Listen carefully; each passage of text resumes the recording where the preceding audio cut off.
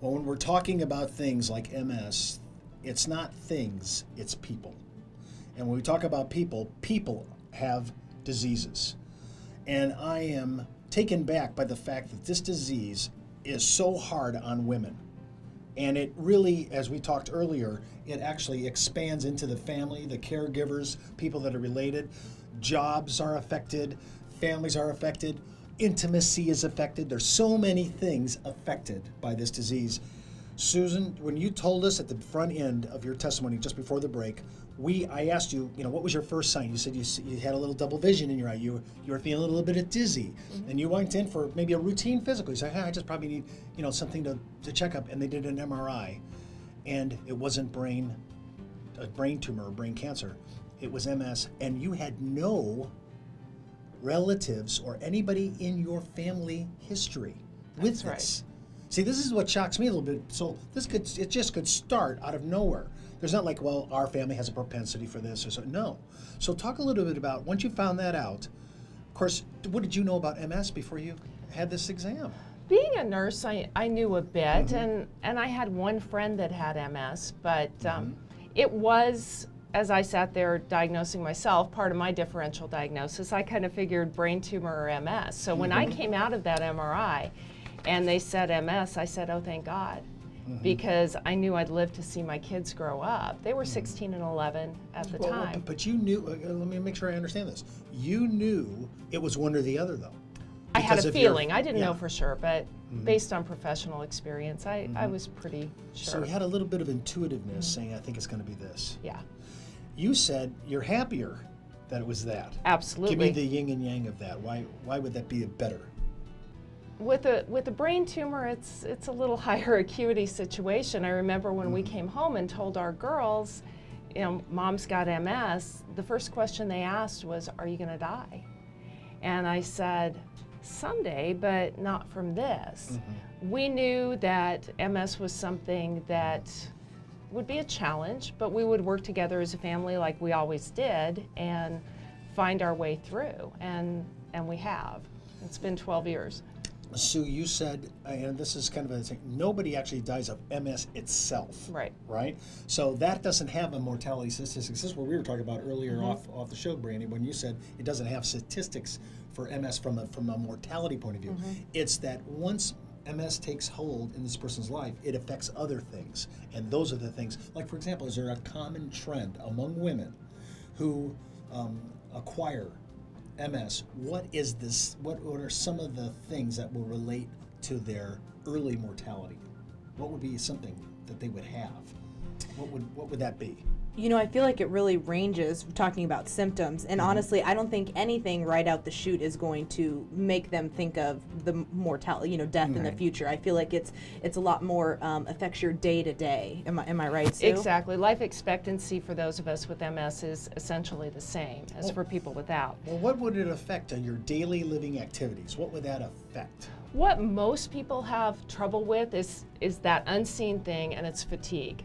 So women and men with MS really struggle with that fatigue, because it's not just, oh, I'm really tired, I'll go lay down, take a rest for a little bit, and I'll be fine. It's more, I just took a shower and I've got to go lay down, take a nap, and I'm still going to wake up tired. So explain, if you can, why does MS cause such great fatigue? It's because of how we talked about the little breaks in the myelin, and when those messages aren't getting through, things aren't moving along quite as quickly and easily as they used to, and I think that's some of why fatigue is an issue. But I just want to make sure I'm clear on this. Are you actually tired, or is your body telling you that you're tired? Both. So really, it causes fatigue, and it's telling you have fatigue. Fatigue is what takes people out of the workplace with MS, because they just can't be at their desk for 8 hours a day and then go home and deal with kids and homework and relationships, and heaven forbid you want to go do something fun. You may have used up all that energy that you have. And when I teach a newly diagnosed class at the MS Society, the last time I made a jar full of candy and had people take out different amounts of candy for certain things that we might do, like, okay, take out 6, you've got to go to work. take out 10 pieces because you've got to take your kid to the doctor. The jar kept moving around the table, and when they got to, okay, your friend just came into town and you want to go see a movie, they don't have anything left. So we have an energy bank that we need to manage pretty carefully. How do you manage that issue then from a standpoint of, I have to pace myself, right? I have to manage myself.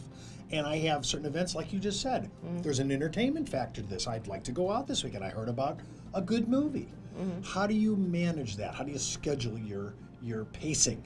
I don't know, it's only been 12 years for me, Steve. I'm still working on it. Honestly. Okay, there's only one host on this show, Susan. So sorry. No, that's all right. No, okay. Honestly, there are 3 things that I do to allow me to have as much freedom with MS as I can, and that's taking my disease-modifying therapy, that's exercising, and that's having a community of support. So those things together give me the maximum energy that I can have. And I've learned, especially like when the kids were in school, I learned, all right, you don't have to bake cupcakes, you know, store-bought's all right. And there are certain things that maybe they're not as important as we thought they were at the beginning. So those things that you can let go, you need to let go, so you've got the energy for the good stuff. So you quickly prioritize, really, what's really important. Yeah. Now, is Susan's story typical, or no, it's a little untypical? I'd say it really runs the gamut, because we do have other people. For example, I just reached out to a client recently. She volunteers for the bike event, and she has lost her vision. The heat's already been getting to her. She's been outside a little bit too much, and that's another symptom of MS. So right now she's blind. But when you say she really lost her vision. Yeah, lost her vision. And so for her, this is something that regularly happens to her. Unfortunately, it happens about once a year. She never knows how, when her vision's going to come back. Typically, it's anywhere from 3 to 6 weeks, but that's something that she already registered to volunteer, and now she can't. Well, I'm curious, because would not a colder, consistent climate mitigate some of this? I do know people that have moved. I'm thinking Upper Alaska. I'm just thinking. Well, and let's be honest, it's not even that hot out yet. I was really surprised to hear that from her, because I feel like we're only in the 80s. I think we might have gotten up to 90 once, but she's been doing some extra work to kind of make some extra income, and a lot of it's been outdoors, and she's really been struggling. And she knew it was coming, too. She said she could feel she was overdoing it. She knew that she was pushing herself too far. She was experiencing all these other symptoms, from numbness and tingling and off balance. So, it's definitely something that she can feel coming, but at the same time, she has to work to provide for her family, so she had no other choice. But now she's not able to work. When I think of losing a vision, I think of all the 5 senses, I keep thinking, which one would I not want to lose? That would be, I think, the big one, Well, especially under those circumstances, I feel like, where you don't know. It's not like it's something that will be permanent, but you don't know. You don't know if it's going to be, like I said, 2-3 weeks, or if it's going to be 3 months, So that's the other thing, is that I think we always go back to with this disease, is that it's so unpredictable. You just, you don't know, day to day how you're going to be feeling, and how those different outlying factors are going to affect your everyday life. Now, for this lady that you were suggesting, this client, it was blindness, but it seems like, if I understand what you're saying, Sue, the commonality is this fatigue issue. For most people, I'm blessed not to be dealing with it right now, but I did have a lot of it at the beginning, and it was definitely learning to pace myself. And most of us most of us with MS are pretty high achieving kind of people, and losing that sense of control is frustrating.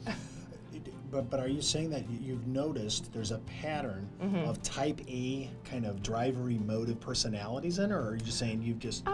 Maybe those are just the people I seek out. I don't know. Birds of a feather flock together. Exactly. Yeah, I may just be looking for them. But you got to have a positive... you were talking before we went on the air about being positive, right? And having the kind of support mechanisms that are around you that are positive, that are supportive. And I'm trying to think about early days when you first found out. You told your children. You still don't know the ultimate ramification. You know it because you've seen it from afar. Now it's in your world. It is your world. How do you make it not your world so you can stay positive? I always tell people MS didn't just happen to me. It happened to our whole family.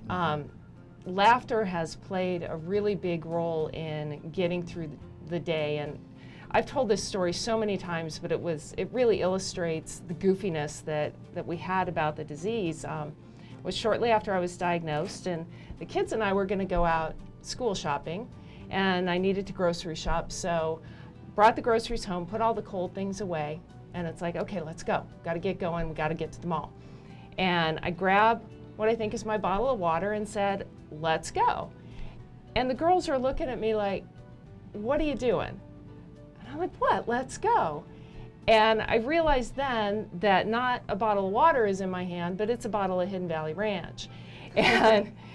And there can be cognitive issues associated with MS. And that could have been a moment of falling apart, saying, oh my gosh, this horrible disease. But it was a moment of laughing and saying, okay, you never know when you're going to need salad. Come on, let's go. You know, so we always put laughter at the head of doing things together, you know. And well, if that bottle would have came out of the refrigerator, I'd have been okay with that. If it was cold enough, I'd have been really cold enough. Well, you know, I'm thinking about as we're getting close to our end of our show today, we're going to pick us all up tomorrow, so don't miss any of this. And of course, we're going to push this out on our site for the week as a celebration of women with MS to try to promote that. We're going to be all this week talking about the upcoming huge event at the Biltmore in April. We'll just be able to just, every way we can, we're just going to try to promote it. Well, today I want to thank Susan Kelly. I want to thank Brandee Wessel. I want to thank our sponsor, Brokers Alliance.